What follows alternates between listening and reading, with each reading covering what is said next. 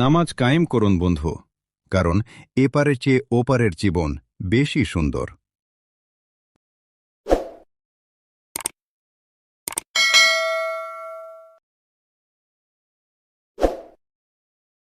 নয় গোলের মহারণে বায়ার্নকে হারিয়ে ফাইনালের পথে পিএসজি।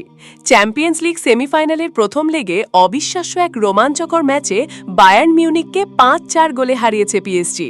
মঙ্গলবার ২৮ এপ্রিল রাতে প্যারিসে হওয়া ৯ গোলের এই লড়াই সেমিফাইনালের এক লেগে সর্বোচ্চ গোলের নতুন রেকর্ড গড়েছে। ম্যাচের শুরুতে ১৭তম মিনিটে পেনাল্টি থেকে গোল করে বায়ার্নকে এগিয়ে দেন হ্যারি কেন।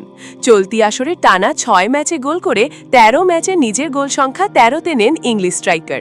তবে পিছিয়ে পড়েও দ্রুত ঘুরে দাঁড়ায় পিএসজি। ২৪তম মিনিটে খাভিচা কাভারাস্কেইয়া সমতা ফেরান। এরপর ৩৩তম মিনিটে কর্নার থেকে জোয়াও নেভেস হেডে দলকে এগিয়ে দেন। ৪১তম মিনিটে মাইকেল ওলিসে বায়ার্নকে আবার সমতায় ফেরান, কিন্তু প্রথমার্ধের যোগ করা সময়ে পেনাল্টি থেকে উসমান দেমবেলে গোল করে ৩-২ ব্যবধানে এগিয়ে রাখেন স্বাগতিকদের। দ্বিতীয়ার্ধে ঝড় তোলে লুইস এনরিকের দল। ৫৬তম মিনিটে নিজের দ্বিতীয় গোল করেন কাভারাস্কেইয়া। মিনিট খানেক পর দেমবেলেও করেন নিজের দ্বিতীয় গোল। স্কোরলাইন দাঁড়ায় ৫-২। তবে হাল ছাড়েনি বায়ার্ন।